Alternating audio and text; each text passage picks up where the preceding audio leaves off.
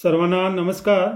आजच्या या लेक्चरमध्ये आपण डिपार्टमेंटल PSI मुख्य परीक्षेचा जो पेपर झाला आज MPSC मार्फत त्या पेपरमधील फॉरेन्सिक सायन्स आणि फॉरेन्सिक मेडिसिनचे जे प्रश्न होते त्याचे आपण संभाव्य उत्तरं आजच्या या लेक्चरमध्ये पाहणार आहोत।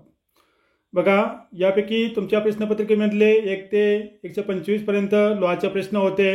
126वा प्रश्न होता आपला फॉरेन्सिक सायन्समधील DNA याच्या बाबतीत। तर प्रश्न असा आहे बघा, DNA बाबत खालीलपैकी काय खरे आहे असा प्रश्न आहे, म्हणजे काय बरोबर आहे असं विचारलेलं आहे। बरोबर आहे, 4 पर्याय दिलेले बघा, A B C D। यामध्ये काय म्हटलंय, ए मध्ये काय म्हटलंय, हे एक प्रकारचे आम्ल आहे। आधी आपण पर्याय वाचूया आणि त्याच्यावरून आपण उत्तर शोधूया। बी मध्ये म्हटलेलं आहे DNA मध्ये शर्करा, फॉस्फेट आणि नायट्रोजनचा अंतर्भाव असतो। ए मध्ये होतं हे एक प्रकारचे आम्ल आहे। बी मध्ये आहे यामध्ये शर्करा, फॉस्फेट आणि नायट्रोजनचा अंतर्भाव असतो। सी मध्ये म्हटले DNA चा शोध प्रसिद्ध शास्त्रज्ञ आइन्स्टाईन यांनी लावला। डी मध्ये म्हटले प्रत्येक व्यक्तीचा DNA वेगवेगळा असतो। यावरून आपल्याला विचारलेलं आहे की DNA बाबत खालीलपैकी काय खरे आहे, म्हणजेच बरोबर आहे। बरोबर, तर यामध्ये बघा आपल्याला काय काय शोधता येईल। DNA हे एक प्रकारचे आम्ल आहे असं म्हटलेलं आहे। बरोबर आहे, बघा याच्या नावातच आहे DNA म्हणजे deoxyribonucleic acid. A stands for acid, ठीक आहे, म्हणजे ॲसिड म्हणजे आम्ल। त्याच्यामुळे पहिलं विधान बरोबर आहे आपल्याला सांगता येईल, म्हणजे ए बरोबर इथं आपण बघून घेऊ। बी मध्ये काय म्हटलंय बघा, DNA मध्ये शर्करा, फॉस्फेट व नायट्रोजनचा अंतर्भाव असतो का, तर हेही बरोबर आहे।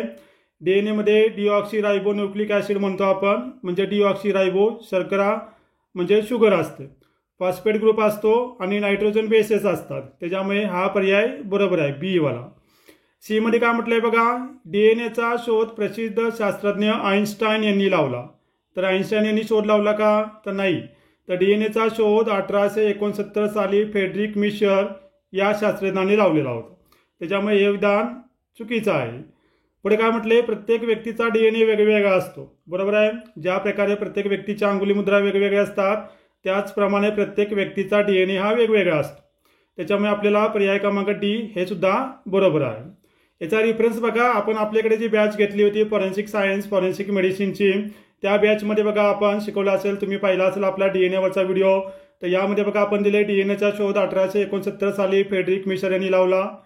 DNA चा फुलफॉर्म आहे आपला डीऑक्सीरायबोन्यूक्लिक ॲसिड। ॲसिडलाच आपण आम्ल म्हणतो, आम्ल असं म्हणतो मराठीमध्ये, त्याच्यामुळे ॲसिडवाला पहिला पर्याय बरोबर आहे। सी मध्ये म्हटलंय DNA चा शोध कुणी लावला, तर आइन्स्टाईन म्हटलंय, तर फ्रेडरिक मिशर यांनी शोध लावलेला आहे। पुढे काय म्हटलं होतं बघा, DNA चे घटक कोणकोणते आहेत, तर डीऑक्सीरायबो शुगर म्हणजे शर्करा आहे, फॉस्फेट ग्रुप आहे, त्याच्यामुळे याच्यामध्ये फॉस्फेट आहे आणि नायट्रोजन बेस असतात। बरोबर आहे, नायट्रोजन आहे असा आपल्याला इथं प्रश्न विचारला होता, पर्याय दिलेले होते। बघा आपली जी नोट्स होते त्या नोट्समध्ये पण आपण DNA चा शोध कुणी लावलेला आहे, तर इथं दिले बघा फ्रेडरिक मिशर 1869 DNA चा शोध लावला। बरोबर आहे, त्याचप्रमाणे बघा जी नोट्स आपल्या त्या नोट्समध्ये पण आपण इथं खाली दिलं होतं DNA मध्ये कोणकोणते घटक असतात, तर DNA मध्ये डीऑक्सीरायबो शुगर, फॉस्फेट ग्रुप व नायट्रोजन बेस हे घटक असतात। बरोबर आहे, हे 3 घटक असतात असं आपण म्हटलंय। त्याचप्रमाणे आपण एक टेस्ट सिरीज घेतली होती, त्या टेस्ट सिरीजमध्ये आपण पण हा एक प्रश्न दिला होता, DNA मध्ये प्रामुख्याने कोणत्या प्रकारची शर्करा आढळून येते। शर्करा म्हणजे शुगर, तर रायबोज, जायलोज, डीऑक्सीरायबोज, रायबुलोज, तर डीऑक्सीरायबोज ही शुगर असते याच्यामध्ये। बरोबर आहे, तर त्याचप्रमाणे बघा इथं आपल्याला इथं 3 पर्याय आले होते। DNA हे एक प्रकारचा आम्ल आहे, बरोबर आहे। DNA मध्ये शर्करा, फॉस्फेट व नायट्रोजनचा अंतर्भाव असतो, नायट्रोजन बेसचा। DNA चा शोध आइन्स्टाईननी नाही लावलेला, तर फ्रेडरिक मिशरनी लावला, आताच पाहिला आपण। आणि प्रत्येक व्यक्तीचा DNA हा वेगवेगळा असतो, त्याच्यामुळं ए बी आणि डी बरोबर असणारा पर्याय कुठे आहे बघा, 1 2 3 आणि पर्याय क्रमांक 4 जो होता आपला बघा, त्याच्यामध्ये पर्याय क्रमांक 4 मध्ये म्हटले ए बी व डी बरोबर, त्याच्यामुळे प्रश्न क्रमांक 126 याचं उत्तर असू शकतं पर्याय क्रमांक 4 ए बी व डी बरोबर। ठीक आहे, पुढचा प्रश्न बघून घेऊया आपण बघा, गुन्हे घटनास्थळी मोबाईल किंवा स्मार्टफोन पॅक करताना खालीलपैकी कशाचा वापर केला जातो। ठीक आहे, मोबाईल किंवा स्मार्टफोन आता घटनास्थळी गेल्यानंतर आपल्याला माहिती आहे भौतिक दुवे आपण गोळा करतो आणि त्याला पॅक करतो, तर पॅक करताना खालीलपैकी कशाचा वापर केला जातो असं म्हटलंय। तर बघा 1 मध्ये म्हटलंय मेटल कंटेनर, बी मध्ये आहे म्हणजे 2 मध्ये आहे प्लास्टिक कंटेनर, सीमध्ये आहे अल्युमिनियम फॉईल आणि 4मध्ये आहे वरीलपैकी कोणतेही नाही. तर या प्रश्नाचं उत्तर काय बरोबर येईल बघा. Metal container, plastic container, aluminium foil व वरीलपैकी कोणतेही नाही. तर बघा, शक्यतो आपण मोबाईल किंवा स्मार्टफोन असतात किंवा डिजिटल इव्हिडन्स असतात, हे डिजिटल इव्हिडन्स पॅक करण्यासाठी आपण कोणता उपयोग वापरतो, त्यासाठी आपण किंवा कोणतं साधन वापरतो त्यासाठी पण आपण एक आपल्याकडे टेस्ट सिरीज घेतली होती. त्यामध्ये आपण बघा एक प्रश्न घेतला होता, जर कोणी पाहिला असेल तुम्हाला आठवत असेल तर इलेक्ट्रॉनिक इव्हिडन्ससाठी आहे तो प्रश्न. तर फॅरडेज बॅग खालीलपैकी कशाशी संबंधित आहे, असा एक प्रश्न होता आपल्या टेस्ट सिरीजमध्ये आपण घेतला होता. रक्ताचे नमुने, पायाचे ठसे, इलेक्ट्रॉनिक पुरावा, दस्तऐवज भरण्यासाठी. तर फॅरडेज बॅग आपण इलेक्ट्रॉनिक पुरावा भरण्यासाठी वापरतो. जे काय डिजिटल इव्हिडन्स असतात आपले, ते डिजिटल इव्हिडन्स पॅक करण्यासाठी आपण फॅरडेज बॅग वापरतो. आता इथं मोबाईल फोन किंवा स्मार्टफोन हे सुद्धा आपले एक डिजिटल इव्हिडन्स आहे. मग हे पॅक करताना खालीलपैकी कशाचा वापर केला जातो. 1मध्ये आहे मेटल कंटेनर, बमध्ये आहे म्हणजे 2मध्ये आहे प्लॅस्टिक कंटेनर, सीमध्ये अल्युमिनियम फॉईल आणि 4मध्ये म्हटलंय वरीलपैकी कोणतेही नाही. तर बेस्ट किंवा जास्तीत जास्त ॲक्युरेट याचं उत्तर येईल आपल्याला, ते म्हणजे आपण फॅरडेज बॅग म्हणू शकतो उत्तर असेल तर. आता याचं उत्तर आता सांगणं आपल्याला संदिग्ध वाटेल. पर्याय क्रमांक 4 वरीलपैकी कोणतेही नाही. हे जर आपण पाहिलं तर सायंटिफिकली आपण याला बरोबर म्हणू शकतो, फॅरडेज बॅगमध्ये आपण याला ठेवू शकतो. त्याच्यामुळे या प्रश्नाचं उत्तर आपण वाट पाहूया. माननीय आयोगाच्या आन्सर कीनुसार याचं कोणतं उत्तर येते ते आपण बघूया. पुढचा प्रश्न आहे बघा, फॉरेन्सिक सायन्सवाला पुढचा प्रश्न बघून घेऊया आपण. तर अंगुली मुद्राशास्त्र यावरती प्रश्न विचारलेला आहे बघा. प्रश्न क्रमांक 129. सोपा प्रश्न आहे. अंगुली मुद्रावरती हमखास प्रश्न असतो कोणत्याही परीक्षेमध्ये आपल्या. तर अंगुली मुद्राशास्त्र खालीलपैकी कोणत्या सिद्धांतावरून निर्माण झाले आहे. ठीक आहे, सिद्धांत म्हणू शकतो आपण त्याला किंवा प्रिन्सिपल्स म्हणू शकतो आपण इंग्लिशमध्ये. मध्ये म्हटले विश्वव्यापकता, त्यालाच आपण युनिव्हर्सॅलिटी असं म्हणतो. बीमध्ये आहे एकमेवपणा, त्यालाच आपण युनिकनेस असं म्हणतो. सीमध्ये आहे वर्धनीयता, वर्धनीयता म्हणजे एक्सटेन्सिबिलिटी, म्हणजे हे एक्सटेन्शन होऊ शकतंय का. आणि डीमध्ये इंडिव्हिज्युअलिटी, म्हणजे त्याला आपण म्हणतो वैयक्तिकपणा. ठीक आहे, तर बघा हे आपण सुद्धा आपल्याकडे जी बॅच होती त्या बॅचमध्ये सुरुवातीला अंगुली मुद्रा हा टॉपिक घेतलेला आहे. पहिलाच आपलं लेक्चर या अंगुली मुद्रा होते. अंगुली मुद्रा हा आयोगाचा आवडता टॉपिक असतो, यावरती प्रश्न येत असतात. बघा इथं आपण अंगुली मुद्रांची वैशिष्ट्ये दिली होती, आठवत असेल तुम्हाला तर. एकमेवपणा, युनिकनेस म्हणतो आपण त्याला, कायमस्वरूपी परमनन्सी म्हणतो, सर्वव्यापकता आहे आणि वर्गीकरण योग्य आहे. यालाच आपण एका शब्दात लक्षात ठेवतो, एका स्वसो. ए म्हणजे एकमेवपणा, युनिकनेस, क म्हणजे कायमस्वरूपी, स म्हणजे सर्वव्यापकता, व म्हणजे वर्गीकरण योग्य आणि सो म्हणजे सोप्या पद्धतीने घेता येतं. त्यापैकी बघा काय काय इथे विचारलेलं आहे. युनिकनेस आहे, परमनन्सी आहे आपला जो प्रश्न विचारलेला आहे याच्या परीक्षेमध्ये. तर विश्वव्यापकता म्हणजे युनिव्हर्सॅलिटी एक प्रिन्सिपल आहे, बरोबर आहे. एकमेवपणा म्हणजे युनिक आहे आणि ते इंडिव्हिज्युअल आहे. ठीक आहे, म्हणजे ए, बी आणि डी. तर इथं सुद्धा बघा ए, बी आणि डी हे बरोबर आहे. त्याच्यामुळे पर्याय क्रमांक सी म्हणजे पर्याय क्रमांक 3 हे उत्तर आपल्याला सांगता येईल. केवळ ए, बी व डी म्हणजे एकमेव आहेत, विश्वव्यापक आहे आणि वैयक्तिक आहेत. या सिद्धांतावरून अंगुली मुद्रा हे शास्त्र आपल्याला इथं निर्माण झालेलं दिसून येतं. पर्याय क्रमांक 3 हे प्रश्न क्रमांक 129चं उत्तर असू शकतं. पुढचा प्रश्न आहे इंटरनेटशी संबंधित आहे. इंटरनेटशी संबंधित URL या संज्ञेचा फुलफॉर्म काय आहे तुम्हाला सगळ्यांना माहिती असेल. युनिफॉर्म रिसोर्स लोकेटर आपण म्हणतो त्याला. ठीक आहे, युनिफॉर्म रिसोर्स लोकेटर. पर्याय क्रमांक 1 इथं उत्तर बरोबर आहे. आता पुढचा प्रश्न आहे DNA वरती. प्रश्न क्रमांक 131. विवादित पितृत्व प्रकरणामध्ये बाळाचा DNA प्रोफाईल बाबत खालीलपैकी कोणता पर्याय बरोबर आहे. ठीक आहे, आपल्या सगळ्याला माहिती आहे बघा, एखाद्या बालकाचं पितृत्व म्हणजे त्याचे वडील कोण आहेत हे शोधण्यासाठी आपण DNA चाचणी करत असतो. मग DNA चाचणी करत असताना आपल्याला इथे काय विचारलेलं आहे. पर्याय क्रमांक 1 मध्ये म्हटले 100% वडिलांच्या DNA प्रोफाईल सारखा असतो. कुणाचा प्रोफाईल, तर बाळाचा DNA प्रोफाईल हा कुणाशी एकसारखा असू शकतो असं इथं विचारलेलं आहे. 2 मध्ये म्हटले 100% आईच्या DNA प्रोफाईल सारखा असतो. 3 मध्ये म्हटले 50% आई व 50% वडील यांच्या DNA प्रोफाईल सारखा असतो. 4 मध्ये म्हटले 75% आई व 25% वडील यांच्या DNA प्रोफाईल सारखा असतो. आता इथं जे बालक आहे आपल्या सगळ्याला माहीत असेल, समजा आईकडून आपल्याला आणि वडिलाकडून ठीक आहे गुणसूत्रे मिळत असतात. आई आणि वडील यांच्याकडून आपल्याला गुणसूत्र मिळत असतात. ठीक आहे, मेडिलच्या नियमाप्रमाणे काय होतं, आईकडून 50% गुणसूत्र आणि वडिलाकडून 50% गुणसूत्र हे त्या बाळामध्ये ट्रान्सफर होत असतात. ठीक आहे, म्हणजे आपलं कोण मुलगा असेल किंवा मुलगी असेल किंवा आपण इथं बाळ म्हणूया. ठीक आहे. त्याच्यामुळे आपल्याला DNA प्रोफाईल करताना आपण इथं सांगू शकतो की 50% आई व 50% वडील यांच्या DNA प्रोफाईल सारखा असतो बाळाचा DNA प्रोफाईल. त्याच्यामुळे इथं आपल्याला पर्याय क्रमांक 3 हे याचं बरोबर उत्तर असू शकतं. पुढचा प्रश्न बघून घेऊया आपण. तो म्हणजे 132वा प्रश्न आहे बघा. गुन्हास्थळाचे परीक्षणाकरता खालील पद्धतीचा वापर केला जात नाही असं म्हटलेलं आहे. म्हणजे गुन्ह्याचा जेव्हा आपण तपास करत असतो, क्राईम सीन इन्व्हेस्टिगेशन करत असतो, त्यावेळी जे गुन्ह्याचे घटनास्थळ आहे, क्राईम सीन आहे, त्याला आपल्याला परीक्षण करण्यासाठी, इन्व्हेस्टिगेशन करण्यासाठी कोणकोणत्या पद्धती आपण वापरू शकतो. तर बघा, क्षेत्रीय पद्धत, तिला जर आपण झोनल पद्धत म्हणतो, ती आपण वापरतो. कोनीय पद्धत म्हटले अँग्युलर पद्धत.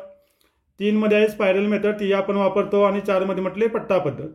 म्हणजे 1, 3 आणि 4 वापरतो आपण, अँग्युलर पद्धत आपण वापरत नाही. बघा, आपण सुद्धा आपल्या नोट्समध्ये तुम्हाला पाहिजे असेल तर आपण इथं दिलं होतं बघा. अंगुली मुद्रावरचा जो आपला प्रश्न होता बघा, त्याच्यामध्ये आपण विचारलं होतं खालीलपैकी कोणते वैशिष्ट्य अंगुली मुद्रांच्या वैशिष्ट्यामध्ये येत नाही. अपरिवर्तनता आहे, सर्वव्यापकता आहे, वर्गीकरण योग्य आहे. मगाच्या प्रश्नाचं फक्त आदला बदली हे नव्हतं. नंतर बघा, गुन्ह्याचं घटनास्थळाचा तपास करत असताना जर आपलं बाह्य घटनास्थळ असेल, मोठं घटनास्थळ, त्यासाठी आपण पट्टा पद्धत म्हणजे स्ट्रीप पद्धत वापरतो, स्पायरल पद्धत वापरतो, झोन पद्धत वापरतो. ठीक आहे. या तिन्ही पद्धत वापरतो आपण. बघा, इथं आपण दिलेलं आपल्याला स्पायरल पद्धत आहे, झोन पद्धत आहे. या पण पद्धतीचे इथं नोट्समध्ये पण आपण इन्क्लूड केलं होतं बघा. पट्टा पद्धत म्हणजे स्ट्रीप पद्धत आहे, स्पायरल पद्धत आहे आणि झोन पद्धत आहे. ठीक आहे. या 3 पद्धती आपल्याला इथं विचारलेल्या आहेत. बघा, कोणकोणत्या पद्धती दिलेल्या आहेत. झोनल पद्धत आहे, स्पायरल पद्धत आहे आणि स्ट्रीप पद्धत आहे. फक्त अँग्युलर पद्धत आपण इथं वापरत नाही. त्याच्यामुळे पर्याय क्रमांक 2 हे याचं योग्य उत्तर असेल. प्रश्न क्रमांक 132चं योग्य उत्तर पर्याय क्रमांक 2 हे असू शकतं. पुढचा प्रश्न आहे बघा, स्फोटके यावरती. स्फोटके हा सुद्धा एक महत्त्वाचा आपल्याला माहिती असेल टॉपिक असतो. आपल्या बऱ्याच लेक्चरमध्ये तुम्हाला सांगितलं होतं. सोपा प्रश्न आहे अतिशय. काय विचारलेला बघा इथं, खालीलपैकी एक उच्च स्फोटक नाही. ठीक आहे. म्हणजेच आपल्याला उच्च स्फोटक शोधायचे आहेत आणि जो नाही तो पर्याय आपल्याला इथं बरोबर करायचा आहे. बघा, RDX हे आपलं उच्च स्फोटक आहे, TNT आहे, PETN आहे, STP नाही आहे. त्याच्यामुळे याचा पर्याय क्रमांक 4 हे आपलं उत्तर बरोबर येऊ शकतं. बघा, इथं आपण या नोट्समध्ये आपण दिलं होतं उच्च स्फोटके कोणकोणते आहेत बघा. त्यावरती हा प्रश्न विचारलेला आहे बघा. स्फोटकांचं आपण वर्गीकरण केलं होतं. ठीक आहे. हाय एक्सप्लोजिव्ह, त्याच्यामध्ये आपण मिलिटरी एक्सप्लोजिव्हमध्ये बघा TNT आहे, RDX आहे, PETN आहे. हे आपण इथं स्पष्टीकरण केलं होतं. त्याचप्रमाणे आपण आपल्या नोट्समध्ये पण बघा इथं सर्वसाधारणपणे वापरले जाणारे स्फोटके आहेत बघा. TNT, तिला आपण ट्रायनायट्रोटोलिन म्हणतो, उच्च प्रतीचं स्फोटक आहे. PETN, त्याला आपण पेंटाइरिथ्रॉल टेट्रानायट्रेट म्हणतो, हे सुद्धा उच्च प्रतीचं स्फोटक आहे. RDX हे सुद्धा उच्च प्रतीचं स्फोटक आहे. ठीक आहे. किंवा आपण खाली सुद्धा त्याचं वर्गीकरण दिले बघा. स्पीडनुसार म्हणजे त्याच्या वेगानुसार. ज्वलनाचा वेग जर 2000 ते 9000 मीटर पर सेकंड असेल तर त्याला आपण हाय एक्सप्लोजिव्ह असं म्हणतो, उच्च प्रतीची स्फोटके. तर त्यामध्ये आपण TNT, RDX, PETN हे तिन्ही पर्याय दिलेत बघा. आणि इथं सुद्धा आपल्याला तेच 3 पर्याय विचारलेले आहेत. RDX, TNT, PETN हे तिन्हीच्या तिन्ही उच्च स्फोटक आहेत. चौथा जो आहे STP हा आपला उच्च स्फोटक नाही आहे. त्याच्यामुळे आपल्याला पर्याय क्रमांक 4 हे याचं योग्य उत्तर असू शकतं असं आपण म्हणू शकतो. प्रश्न क्रमांक 133ला. पुढचा प्रश्न आहे बघा आपला 134वा. तो म्हणजे कोणत्या एन्झाईमच्या उपस्थितीवर लाळेचे डाग शोधण्याची पद्धत आधारित आहे. ठीक आहे. किती काय म्हटलेलं बघा, लाळ, सलायवा याचा आपण डाग शोधतो. तर डाग शोधण्यासाठी कोणती चाचणी वापरली जाते याच्यावरती आपण घेतलं होतं एका व्हिडिओमध्ये. आता इथं कोणतं एन्झाईम म्हटलंय म्हणजेच काय, तर थोडक्यात लाळेमध्ये कोणत्या प्रकारचं एन्झाईम असतं त्याच्यावरती आपल्याला ही चाचणी सांगता येईल. तर बघा, 1 मध्ये म्हटले परऑक्सिडेज, 2 मध्ये फॉस्फेटेज, 3 मध्ये आहे अमायलेज आणि 4 मध्ये नन ऑफ द अबो. तर आपल्या सगळ्यांना माहीत असेल लाळेमध्ये अमायलेज नावाचं एन्झाईम असतं. याच्यामुळे आपल्याला काय होतं, तर त्याचा डाग, तो लाळेचा डाग आहे किंवा नाही आपण शोधू शकतो. तर बघा, आपण इथे दिले आपल्या नोट्समध्ये लाळ, त्यालाच आपण तुंकी किंवा सलावा म्हणतो. तर लाळेमध्ये अमायलेज नावाचं एन्झाईम असतं. ठीक आहे. आपण नोट्समध्ये दिले बघा स्पष्टीकरणात आपल्या लाळेमध्ये अमायलेज नावाचं एन्झाईम असतं. आणि त्यासाठी आपण एक चाचणी वापरतो, लाळेची डाग आहेत का नाही शोधण्यासाठी. तिला आपण पडाबे चाचणी म्हणतो किंवा तिला स्टार्च आयोडोन असं म्हणतो. तर इथं आपल्याला एन्झाईम विचारलं होतं. तर लाळेमध्ये महत्त्वाचं अमायलेज एन्झाईम असतं हे आपण इथं सांगू शकतो. त्याच्यामुळे पर्याय क्रमांक 3 प्रश्न क्रमांक 134चं उत्तर आपण सांगू शकतो. पुढचा प्रश्न आहे बघा, स्फोटकावरतीच आहे. जेव्हा स्फोट न झालेले उपकरण सापडते तेव्हा काय करायचं आपल्याला बघा. स्फोट न झालेले, म्हणजे समजा IEDs किंवा स्फोटक पदार्थ ठेवलेले असतील आणि त्यापैकी एखाद्या स्फोटक पदार्थाचा स्फोट न झाला असेल त्यावेळेस आपल्याला काय करायचं आहे असं इथं विचारलेलं आहे. सोपा कॉमन सेन्सचा प्रश्न आहे बघा. काय विचारलेलं आहे, एक मध्ये म्हटलंय परिसर पूर्णपणे रिकामे करणे. बरोबर आहे. ज्या ठिकाणी स्फोटक पदार्थ ठेवलेला आहे तो स्फोट कधी येऊ शकतो, त्याच्यामुळे जो परिसर आहे तो परिसर आपल्याला रिकामा करायचा आहे, वॅकेट करायचा आहे. बरोबर, हे आपण इथं बरोबर म्हणू शकतो. स्फोटक निकामी पथकाच्या सेवेची मागणी करणे.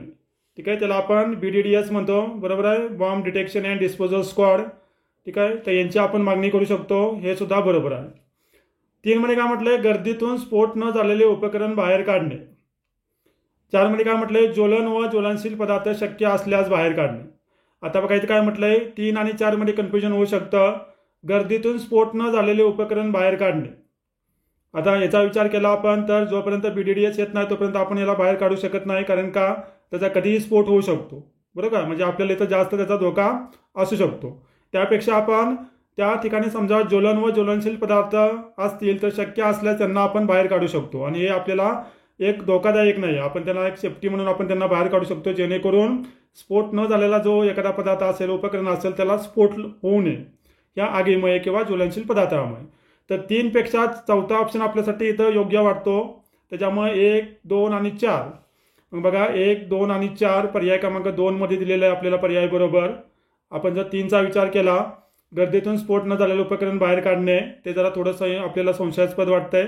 त्याच्यामुळे याचं उत्तर मे बी पर्याय क्रमांक 2 असू शकतं. परिसर पूर्णपणे रिकामी करणे, स्फोटक निकामी पथकाच्या सेवेची मागणी करणे, ज्वलन व ज्वलनशील पदार्थ शक्य असल्यास बाहेर काढणे. पर्याय क्रमांक 2 जास्त संयुक्तित वाटतोय. आपण याची वाट पाहूया मान्य आयोगाच्या आन्सर कीमध्ये याचं उत्तर काय ते पाहण्यासाठी. पुढचा प्रश्न बघून घेऊया आपण. बघा, मृत्यू आणि मृत्यू नंतरची येणारी जी महत्त्वाची चिन्ह असतात, फॉरेन्सिक मेडिसिन मधला हा प्रश्न आहे. काय म्हटलंय बघा इथं, मृत्यूनंतर शरीराचे स्नायू कडक होणे याला काय म्हणतात. अतिशय सोपा प्रश्न आहे, सगळ्याला आला असेल. शवकाठिन्य, मरणोत्तर निलिमा, शवशितन, विघटन. तर stiffening of the body muscles after death, त्यालाच आपण रिगर मॉर्टिस असं म्हणतो. मृत्यू आणि मृत्यूचे चिन्ह बघा, त्याच्यावरती हा प्रश्न आहे. आपण सुद्धा आपल्या नोट्समध्ये हा इन्क्लूड केला होता. बघा, आपण टेस्ट सिरीज घेतली होती, त्याच्यामध्ये आपण हा एक प्रश्न दिला होता. बघा, लायेमध्ये टिंप नावाचा एन्झाइम असतं, अमायलेज.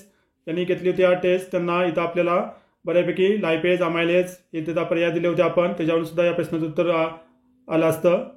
आता पुढचा प्रश्न पाहतो आपण, मरणोत्तर ताठरपणा फॉरेन्सिक मेडिसिन मधला. बघा इथं काय म्हटलंय, इथं काय होतं, स्नायू ताठरतात, त्याला आपण मरणोत्तर ताठरपणा किंवा रिगर मॉर्टिस असं म्हणतो. ठीक आहे, तर बघा मरणोत्तर ताठरपणाचा आपण इथं नोट्स पण दिलेले आहे. स्नायूतील ATP म्हणजे ॲडेनोसिन ट्रायफॉस्फेट नष्ट होऊन लॅक्टिक ॲसिड गोळा होते, त्यामुळे स्नायू ताठरतात, त्यालाच आपण मरणोत्तर ताठरपणा म्हणतो. मृत्यू आणि मृत्यूची चिन्हे, त्याच्यावरती आपण चिन्ह स्पष्ट करताना 5 नंबरमध्ये मरणोत्तर ताठरपणा हे चिन्ह घेतलं होतं नोट्समध्ये. तर त्यावरतीच हा प्रश्न आहे. मृत्यूनंतर शरीराचे स्नायू कडक होणे याला मरणोत्तर ताठरपणा किंवा शवकाठिन्य, त्यालाच रिगर मॉर्टिस असं आपण म्हणतो. पुढचा प्रश्न आहे बघा, मृत्यूवरतीच फॉरेन्सिक मेडिसिनचा 137वा. खालील विधानांचा मृत्यू संबंधित विचार करा. काय दिले विधान बघा, मृत्यूची व्याख्या म्हणजे केंद्रीय मज्जासंस्था. ठीक आहे, त्यालाच इंग्लिशमध्ये काय म्हणतो आपण, सेंट्रल नर्वस सिस्टीम असं म्हणतो आपण त्याला. इथे दिले बघा, सेंट्रल नर्वस सिस्टीम. नंतर श्वसन संस्था म्हणजेच रेस्पिरेटरी सिस्टीम आणि रक्ताचे रक्ताभिसरण, त्यालाच आपण ब्लड सर्क्युलेशन असं म्हणतो. यांचं कार्य काय होतं, कायम अपरिवर्तनीय थांबणे, म्हणजे कायमस्वरूपी ते बंद पडतं. मृत्यू आणि मृत्यूच्या चिन्हामध्ये आपण पाहिलं होतं बघा. तर तुम्हाला माहित असेल तर आपण इथं खाली बघूया, त्याचं आपण आपल्या नोट्समध्ये पण सांगितलं होतं. मृत्यूची व्याख्याच आहे बघा, मृत्यूच्या व्याख्यामध्येच आपण सांगितलंय महत्त्वाचे जे 3 अवयव असतात मानवी शरीरामधले. ठीक आहे, हे 3ही अवयव जेव्हा बंद पडतात त्यावेळेस आपण त्याला म्हणू शकतो बघा, मनुष्याच्या शरीरातील 3 महत्त्वाचे अवयव म्हणजेच मेंदू, हृदय व फुफ्फुसे यांच्या क्रिया बंद पडणे म्हणजेच मृत्यू होय. मेंदू म्हणजे सेंट्रल नर्वस सिस्टीम आलं, नंतर इथं हृदय बंद पडणं आणि फुफ्फुसे बंद पडणे. हृदय बंद पडल्यामुळे ब्लड सर्क्युलेशन थांबतंय, फुफ्फुसे बंद पडल्यामुळे श्वासोच्छ्वास थांबतोय. बरोबर आहे. त्याच्यामुळे आपल्याला बघा इथं पहिलं काय म्हटलंय, मृत्यूची व्याख्या म्हणजे केंद्रीय मज्जासंस्था, श्वसन संस्था आणि रक्ताचं अभिसरण यांचं कार्य थांबणे. हे वाक्य कसं आहे, बरोबर आहे. बी मध्ये काय म्हटलंय, पाण्यात बुडालेली किंवा विद्युत धक्का लागलेली मृत्यू व्यक्ती ही मृत पावल्यासारखे दिसते, पण बहुतांश प्रकरणामध्ये वेळेवर पुनरुत्थान मिळाल्यावर ती वाचू शकते.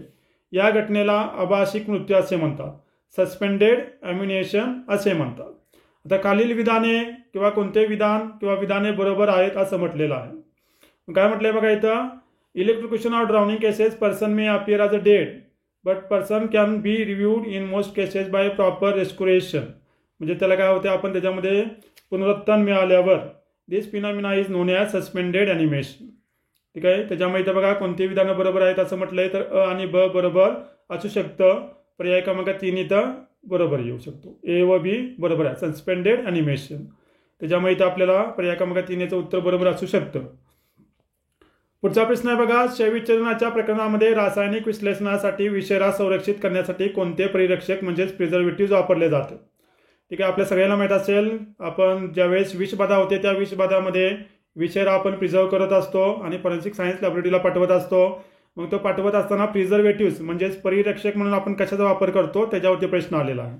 आयोडीनचं द्रावण इथं आपण वापरत नाहीये, साधं पाणी वापरायची पण नाहीये. फॉर्मॅलिन आपण इथं ज्यावेळेस प्रयोगशाळेमध्ये जे आपले पेशिमेन्स वगैरे असतात, आपण पाहिलं असेल 11वी-12वी सायन्सला, ते आपण फॉर्मॅलिनमध्ये जतन करतो. परंतु इथं रासायनिक विश्लेषणासाठी जो आपण विषारा संरक्षित करतो तो मिठाचे संतृप्त द्रावण म्हणजे saturated solution of common salt यामध्ये आपण करत असतो. पर्याय क्रमांक 3 इथं बरोबर येऊ शकतो. बघा आपण सुद्धा यावरती एक टेस्ट घेतली होती, तुम्हाला माहिती असेल तर बघा हा प्रश्न आपण टेस्टमध्ये घेतला होता. बघूया आपण इथं विषबाधे बाबतीत इथं प्रश्न बघून घेऊ आपण. एक प्रश्न तुम्हाला घेतला होता इथं खालीलपैकी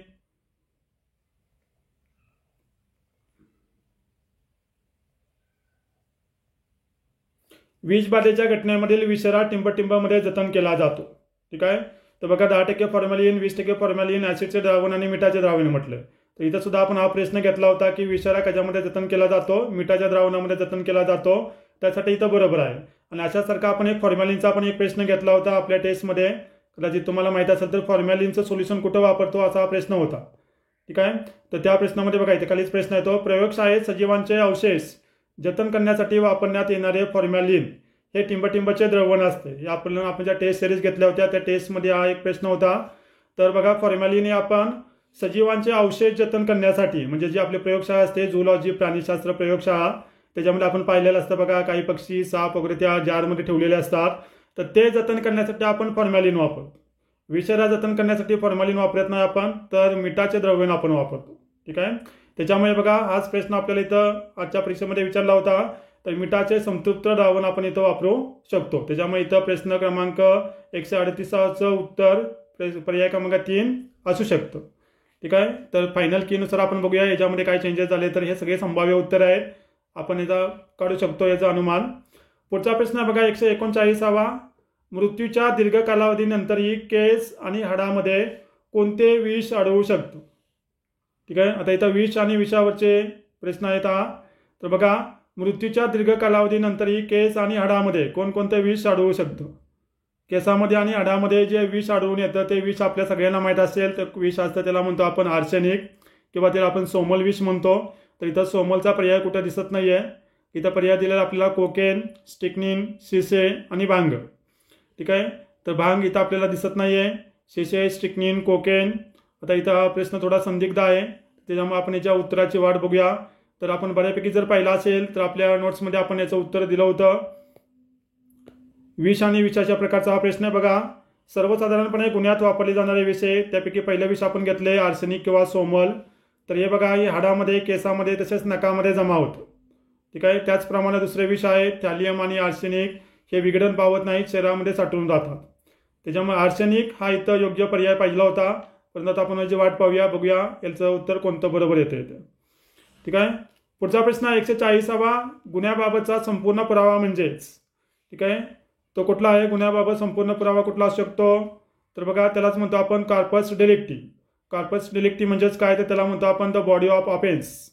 तर पर्याय दिल्यात बघा आपल्याला बॉडी ऑफ ऑफेन्स पर्याय क्रमांक अ मध्ये आहे, त्यालाच आपण म्हणतो अपराध विषय, त्यालाच म्हणतो आपण बॉडी ऑफ ऑफेन्स. नंतर ब मध्ये म्हटलंय कोठडीत कैद्यावर झालेले अत्याचार, गुन्ह्याबाबत संपूर्ण पुरावा असं विचारलेलं आहे, अजून थोडं कमी करतो. सी मध्ये म्हटले फौजदारी गुन्ह्याची तथ्ये. डी मध्ये आहे हवा, पाणी व जमिनीतील विघटनाचा दर. ई मध्ये म्हटले बंदुकीची गोळी किंवा तुटलेला चाकू मृत शरीरात मिळणे. आणि त्यापैकी आपल्याला विचारले येतं खालीलपैकी कोणते विधाने सत्य आहेत. मग कोणकोणत्या शक्य बघा. तर यामध्ये आपल्याला गुन्ह्याच्या बाबतचा संपूर्ण पुरावा. एक तर अ बरोबर 100% आहे, त्यालाच म्हणतो आपण द बॉडी ऑफ ऑफेन्स. इथं अ बरोबर आहे. अपराध विषय म्हणजे बॉडी ऑफ ऑफेन्स. आता इथं बॉडी आहे, मग बॉडीच्या संबंधित काय काय आहे बघा. तर बॉडीच्या संबंधित आपल्याला काय काय येऊ शकतं. कोठडीत कैद्यावर झालेले अत्याचार हे येऊ शकते का. हे सुद्धा इथं उत्तर बघा. पर्याय क्रमांक 1 मध्ये म्हटले फक्त ए व बी बरोबर. नंतर 2 मध्ये म्हटले फक्त बी व सी बरोबर. म्हणजेच काय, कोठडीत कैद्यावर झालेले अत्याचार आणि फौजदारी गुन्ह्याचे तथ्य. नंतर डी मध्ये म्हटले हवा पाणी व जमिनीतील विकिरणाचा दर. नंतर ई मध्ये म्हटले बंदुकीची गोळी किंवा तुटलेला चाकू मृत शरीरात मिळणे. ठीक आहे. मग बघा इथे काय काय येऊ शकतं आपल्याला. तर गुन्ह्याबाबतच्या संपूर्ण पुरावामध्ये बॉडी ऑफ ऑफेन्स हे उत्तर बरोबर आहे. एला धरून कुठले कुठले पर्याय बरोबर आहेत बघा. इथं 1 आणि 4 हे पर्याय आहे. म्हणजे आपला पर्याय क्रमांक 2 आणि पर्याय क्रमांक 3 हे नसणारच आहे. कारण का बॉडी ऑफ ऑफेन्स त्यालाच आपण म्हणतो कॉर्पस डिलिक्टी. मग याच्यामध्ये 2 पर्याय राहिले आपले. पर्याय क्रमांक 1 आणि पर्याय क्रमांक 4. मग यामध्ये जास्तीत जास्त काय म्हटलंय, कोठडीत कैद्यावर झालेले अत्याचार बॉडी आहे तिथे. ठीक आहे. किंवा सी मध्ये काय म्हटलंय बघा, फौजदारी गुन्ह्याचे तथ्य आणि बंदुकीची गोळी किंवा तुटलेला चाकू मृत शरीरात मिळणे. बॉडी ऑफ ऑफेन्स आहे. ठीक आहे. त्याची बॉडी मिळते म्हटल्यानंतर इथे काय, शरीरामध्ये त्याच्या तुटलेला चाकू किंवा बंदुकीची गोळी मिळते. त्याच्यामुळे तर हा पर्याय बरोबर येईल. त्याच्यामुळे आपल्याला जास्तीत जास्त उत्तर सांगता येईल ते म्हणजे पर्याय क्रमांक 4 याचं उत्तर बरोबर असू शकतं. तरी पण आपण उत्तर पाहायची याच्या योग्य उत्तराची वाट पाहूया. पर्याय क्रमांक 1 आहे की 4 आहे. ठीक आहे. परत पुढचा प्रश्न आहे बघा आपला 141वा. तो म्हणजे डाय ॲटम चाचणी टिंबटिंब करता वापरली जाऊ शकते. सगळ्यात सोपा प्रश्न आहे. डाय ॲटम चाचणी आपल्याला सगळ्यांना माहिती आहे. ड्राउनिंगमध्ये आपण वापरतो. ज्यावेळेस एखाद्याचा पाण्यात बुडून मृत्यू होतो त्यावेळेस आपण डाय ॲटम चाचणी वापरतो. ठीक आहे. हे सुद्धा आपण आपल्या या नोट्समध्ये दिले होते बघा. डाय ॲटम चाचणी कुठं वापरते. विष आणि विषाच्या पदार्थावरती होते बघा. आपल्या नोट्समध्ये पण आहे डाय ॲटम चाचणी कुठं वापरतो आपण.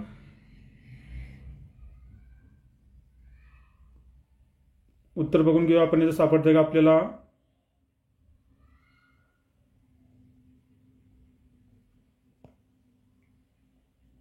DNA टेस्ट झालं की उत्तर खाली असेल. कोणती चाचणी कुठं वापरतात यावरती आपण यूट्यूबलाही आपण व्हिडिओ टाकला होता. त्याच्यामध्ये कोणत्या चाचणीचा उपयोग होतो. प्रत्येक परीक्षेमध्ये आयोग कुठल्या ना कुठल्या एखाद्यावरती प्रश्न विचारतं आणि ही चाचणी कशासाठी वापरली जाते यावरती प्रश्न विचारले जातात. बरोबर आहे. तर त्याचप्रमाणे इथं डाय ॲटम चाचणी या सगळ्यात सोपा प्रश्न होता. सगळ्याच लोकांना आला असला हा प्रश्न. कुठे वापरली जाते डाय ॲटम चाचणी बघा, पाण्यात बुडून मृत्यू. ठीक आहे. या चाचणीचा आपण व्हिडिओ अपलोड केला होता. त्याच्यामध्ये बघा पाण्यात बुडून मृत्यू त्यामध्ये डाय ॲटम चाचणी वापरली जाते. ठीक आहे. डाय ॲटम चाचणी तर आपण सांगितलं होतं. परत किंवा त्यामध्ये आपण जी नोट्स होती त्या नोट्समध्ये बघा बुडून मृत्यूचे खात्रीचे चिन्ह आहे. त्याच्यामध्ये पण आपण डाय ॲटम सापडतात तिथं दिलेलं आहे. डाय ॲटम्स म्हणजे काय त्याचं दिलेलं आहे. डाय ॲटम चाचणी कुठं वापरली जाते हे सुद्धा इथं सांगितलं होतं. पुढचा प्रश्न बघूया आपण.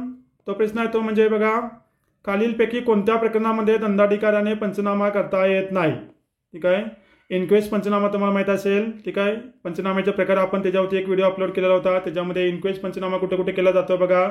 तर डेथ इन पोलीस कस्टडी त्यामध्ये वापरला जातो आपण. ठीक आहे. इन्क्वेस्ट पंचनामा केला जातो. एक्सह्युमेशनमध्ये केला जातो आणि जर जेलमध्ये मृत्यू झाला असेल तर तिथेही केला जातो. Death during surgical operation procedure इथं थोडंसं नाही आहे. त्याच्यामुळे पर्याय क्रमांक 4 इथं बरोबर येऊ शकतो. तरी आपण याच्या उत्तराची वाट पाहूया. पर्याय क्रमांक 4 इथं जास्त बरोबर असेल. कारण हे वरचे सगळे डेट इन कस्टडी किंवा पोलीस कस्टडीमध्ये असेल, एक्सह्युमेशन असेल किंवा जेलमध्ये जर डेट झाली असेल तर त्याचा इन्क्वेस्ट पंचनामा दंडाधिकाऱ्यामार्फत केला जातो. परत पुढचा प्रश्न बघून घेऊ आपण. 143वा. खालील विधानांचा विचार करावा, योग्य पर्याय निवडा. आता बघा अग्निशास्त्र यावरती हा प्रश्न आहे. प्रत्येक परीक्षेमध्ये अग्निशास्त्रावरती आपल्याला प्रश्न आलेले दिसून येतात. तर इथं पण प्रश्न आलेला बघा अग्निशास्त्र यावरती. तर अ मध्ये काय म्हटलं बघा, प्रश्न असा 143वा. खालील विधानांचा विचार करावा, योग्य पर्याय निवडा. तर विधान काय दिले बघा, बंदुकीची गोळी ही सपाट नळी असलेल्या बंदुकीतून झाडतात. बघा आता बघा हा प्रश्न विधान व्यवस्थित बघा. बंदुकीची गोळी ही सपाट नळी असलेल्या बंदुकीतून झाडतात. सपाट नळी म्हणजेच काय बघा, अशी नळी हे जे बंदुकीचे बॅरल असतं. ठीक आहे. याच्यामध्ये सपाट आहे, आतमध्ये काही रायफलिंग वगैरे केलेलं नाही आहे. आपला फॉरेन्सिक बॅलिस्टिकचा व्हिडिओ आहे त्याच्यावरती हा प्रश्न आहे बघा. पुढे काय म्हटलंय, एकाच वेळी बंदुकीतून 2 गोळ्या निघाल्यास त्याला टँडम गोळी असे म्हणतात. बरोबर आहे. ते काय म्हटलंय, टँडम गोळी आहे. इथं सपाट नळी हे महत्त्वाचा इथं वर्ड आहे आपल्यासाठी. सी मध्ये म्हटले, रायफल प्रकारच्या बंदुकीच्या नळीला आतमध्ये वर्तुळाकार खाचे असतात.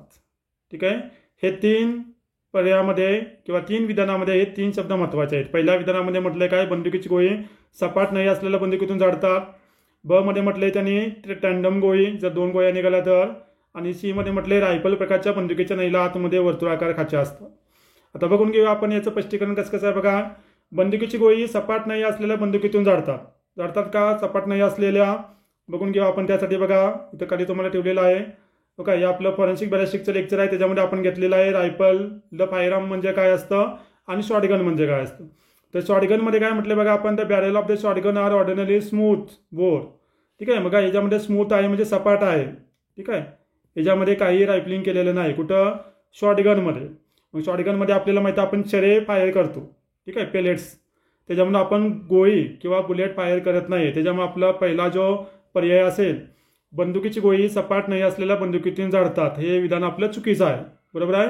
तर बंदुकीची गोळी आपण कुठून जाडतो बघा, रायफल्ड फायरआर्ममधून आपण बंदुकीची गोळी जाडतो आणि त्याला आपण रायफलिंग केलेलं असतं. त्याला काय म्हटलं बघा, barrel of the rifled firearm contains rifling. त्यालाच म्हणतो the process of creating land and grooves in the barrel. ठीक आहे, ओके. याच्यामध्ये बघा हे जो बॅरेल आहे, ही बंदुकीची नाही बघा, इथे खाली सपाट बॅरेल असणारी आहे, शॉटगनमध्ये असते. ठीक आहे, तर इथं आपण गोळी जाडत नाही. तर आता आपली जी रायफल्ड फायरआर्म आहे, म्हणजे आपली रायफल असेल, रिव्हॉल्वर असेल, पिस्टल असेल, त्यामध्ये असं रायफलिंग केलेलं असतं. ठीक आहे, या वर्तुळाकार खाचा असतात. ठीक आहे, रायफल्ड फायरआर्ममध्ये बघा इथं म्हटलंय पर्याय क्रमांक 3 मध्ये रायफल प्रकारच्या बंदुकीच्या नईला आतमध्ये वर्तुळाकार खाचे असतात. तर हे वर्तुळाकार खाचे असतात याप्रमाणे. त्याच्यामुळे आपल्याला पर्याय क्रमांक इथं बघा 3 जो आहे आपला सी पर्याय तो बरोबर आहे आणि पर्याय क्रमांक अ आहे तो चुकीचा आहे. आता राहिला ब मध्ये काय म्हटलंय बघा, तर इथं बघा काय म्हटलंय, सगळीच विधानं बरोबर आहे. हे पर्याय आपला बरोबर येणारच नाही आहे कारण अ चुकीचा आहे. तर इथे काय म्हटलंय, विधान क्रमांक अ व ब बरोबर आहे कारण अ तर चुकीचंच आहे आणि सगळीच विधानं चुकीचं आहे हे असू शकत नाही. मग राहिलं काय, पर्याय क्रमांक 3 विधान ब व सी बरोबर आहेत. म्हणजेच काय, एकाच वेळी बंदुकीतून 2 गोळ्या निघाल्यास त्याला टेंडम गोळी म्हणतात. म्हणजे जी गोळी अडकलेली असेल ती गोळी काढण्यासाठी आपण दुसरी गोळी फायर करतो, त्याच्यामुळे दोन्ही बुलेट बाहेर येतात, त्याला आपण टेंडम बुलेट म्हणतो. ठीक आहे, म्हणजे बी आणि सी इथं बरोबर आहे. त्याच्यामुळे पर्याय क्रमांक 3 हे याचं योग्य उत्तर आहे. प्रश्न क्रमांक 143. पुढचा प्रश्न बघा आपला 144वा प्रश्न आहे. काही अल्प घटनास्थळावरून इसम किंवा आवाज नाही येतं. प्रश्न पुन्हा एकदा वाचतो मी. 144वा प्रश्न आहे. काही अल्प घटक म्हणजेच आपण त्याला ट्रेस म्हणू शकतो, घटनास्थळावरून इसम म्हणजे व्यक्ती किंवा अवजार, त्याने जे शस्त्र अवजार वापरला असेल, स्थलांतरित होणे व त्याच वेळी इसमाच्या शरीरावरून अथवा अवजारावरून घटनास्थळी स्थलांतरित होणे, या प्रक्रियेला टिंबटिंब असे म्हणतात. काय म्हणतात या प्रक्रियेला बघा, सोपा प्रश्न आहे. तुम्हाला जर अवघड वाटला असेल तर याला आपण लोकार्डचं तत्व म्हणतो. लोकार्डचं अदलाबदलीचं तत्व. बघा आपण आपल्या या नोट्समध्ये सुद्धा या लोकार्डचं अदलाबदलीचं तत्व घेतलं होतं. बघा एडमंड लोकार्ड काय सांगते बघा, अदलाबदलीचं तत्व दिलेलं आहे त्यांनी. काय तर 2 भिन्न वस्तू एकमेकांच्या संपर्कात आल्यास त्यात गुणधर्मांची देवाणघेवाण होते, त्यालाच म्हणतो आपण अदलाबदलीचं तत्व. हे कोणी दिलं, एडमंड लोकार्ड यांनी दिलेलं आहे. बरोबर. आणि बघा इथं आपण आपल्याला इथं दुसऱ्या पर्यायामध्ये काय म्हटलेलं आहे बघा, या पर्यायामध्ये म्हटलंय कॅप्सर डिक्टम आणि रूल ऑफ हॅसे हे 2 संज्ञा इथं आलेले आहेत. त्याच्यावरती सुद्धा आपण आपल्याकडे टेस्ट सिरीजमध्ये प्रश्न घेतले होते बघा. अर्भकाचे वय ठरवण्यासाठी खालीलपैकी हा नियम वापरला जातो. 9चा नियम, हासीचा नियम, डपीचा नियम, वरीलपैकी सर्व. तर इथं हासीचा नियम हा अर्भकाचे वय ठरवण्यासाठी आपण वापरत होतो. बरोबर आहे. आपण टेस्ट सिरीज घेतली होती, त्याच्यामध्ये बघा ही टेस्ट आहे. पुढे होतं आपण आपल्या टेस्ट सिरीजमध्ये एक आपण वापरलं होतं कॅप्सर डिक्टम. ही संज्ञा खालीलपैकी कशाची संबंधित आहे, तर पाण्यात बुडून मृत्यू, प्रेत कुजणे, प्रेत सुकणे, प्रेत मेण्यासारखे दिसणे. त्याच्यामुळे समजा हे तुम्हाला कॅप्सर डिक्टम म्हणजे काय माहीत असतं किंवा ह्याचा नियम काय माहीत असतं, तरी सुद्धा आपल्याला इथं तो प्रश्नाचं उत्तर काढता येऊ शकतं. किंवा बटिलॉनची सिस्टीम आपल्याला सगळ्याला माहिती आहे. अल्फॉन्सो बटिलॉन एन्थ्रोपॉलॉजीचं जनक म्हणतो आपण त्याला. हे तिन्ही इथं नाही, त्याच्यामुळे इथं लोकार्डचं अदलाबदलीचं तत्व आहे. ठीक आहे, याच्या आधी प्रश्न आला होता की अदलाबदलीचं तत्व कोणी सांगितलं, तर ते लोकार्डने सांगितलं आणि हेच अदलाबदलीचं तत्व इथं सांगितलंय. एखादा घटनास्थळावरून, ठीक आहे, त्या इसमाच्या शरीरावरती किंवा त्याच्या आतड्यावरती किंवा त्या आतड्यावरचा किंवा त्या इसमाचा एखादा घटक त्या घटनास्थळावरती स्थलांतरित होणे, मधल्या अदलाबदल होणे, यालाच आपण लोकार्डचं अदलाबदलीचं तत्व म्हणतो. पर्याय क्रमांक 4 इथं योग्य उत्तर आहे. पुढचा प्रश्न बघून घेऊया आपण. लैंगिक अत्याचार बळी तपासणी संबंधातील खालीलपैकी सर्व विधाने बरोबर आहेत शिवाय. ठीक आहे, म्हणजे इथं लैंगिक अत्याचार बळीत जर आपण तपासणी करतो, ठीक आहे, पीडिताची, त्याच्यामध्ये बघा सर्व विधान बरोबर आहे, त्यापैकी एक विधान बरोबर नाही. ते विधान कोणतं असं विचारलेलं आहे. मग बघा इथं गुप्तांगाचे नमुने गोळा करणे, पर्याय क्रमांक 1 मध्ये म्हटलंय ते विधान बरोबर आहे. 2 मध्ये काय म्हटलंय, दारू किंवा इतर अंमली द्रव्य चाचणी करता रक्त नमुने गोळा करणे. 3 मध्ये म्हटलंय लैंगिक अत्याचाराच्या वेळी घातलेले कपडे ताब्यात घेणे, 3 बरोबर आहे. 2 फिंगर चाचणी हे सुद्धा आपण इथं करतो. आता इथं तसे पाहिले तर तुम्हाला 4ही पर्याय बरोबर वाचू शकतात, परंतु या लैंगिक अत्याचाराच्या संबंधित म्हटलेलं आहे, त्याच्यामुळे बघा पर्याय क्रमांक 1, 3 आणि 4 हे जास्त संयुक्तिकरित्या बरोबर आहेत. बरोबर. दारू किंवा इतर अंमली द्रव्य चाचणी करता रक्त नमुने गोळा करणे. आता हे कुणाचं आहे, तर इथं काय म्हटलंय, लैंगिक अत्याचार बळीत तपासणी संबंधातील खालीलपैकी सर्व विधाने बरोबर आहेत. ठीक आहे, मग इथं बळीताची आपण हे करतोय, तपासणी करतोय, त्याच्यामुळे इथं पर्याय क्रमांक 1, 2 आणि 4 आपण त्या पीडिताच्या संबंधित बरोबर म्हणू शकतो. पर्याय क्रमांक जो 2 आहे तो आपण जो संशयित असेल त्या संशयिताच्या संबंधित आपण याला, आणि तेही त्याने दारू किंवा अंमली पदार्थ घेतला असेल तर त्यावेळेस हे रक्ताचे नमुने गोळा करणं गरजेचं आहे. इथं DNA चाचणी करण्यासाठी असतं तर हा पर्याय बरोबर येऊ शकतो, पर्याय क्रमांक 2. त्याच्यामुळे इथं पर्याय क्रमांक 1, 3, 4 बरोबर आहे. पर्याय क्रमांक 2 हे आपलं उत्तर इथं बरोबर येऊ शकतं, म्हणजे तो पर्याय चुकीचा आहे, तो बरोबर नाही असं म्हटलेलं आहे. परत बघा अशा प्रकारे आपल्याकडे हे फॉरेन्सिक सायन्सचे प्रश्न होते, आणि या संदर्भात हे सर्व उत्तरे जे आपण संभावित उत्तरे सांगितलेले आहेत, यापैकी कुठल्याही प्रश्नाचं उत्तर माननीय आयोगाच्या आन्सर कीनुसार पुढे मागे होऊ शकतं. हे संभावित उत्तर आहेत असं आपण धरून चालू शकतोय. त्याच्यामुळं यामध्ये जर तुम्हाला काही शंका अडचणी असतील तर आपण ऑथेंटिक याचं सोर्स शोधून आणि प्लस माननीय आयोगाची आन्सर की पाहून आपण याचं अंतिम उत्तर ग्राह्य धरू शकतो. ठीक आहे, तर आजचा व्हिडिओ आपण इथंच थांबूया. धन्यवाद. सर्वांना शुभेच्छा.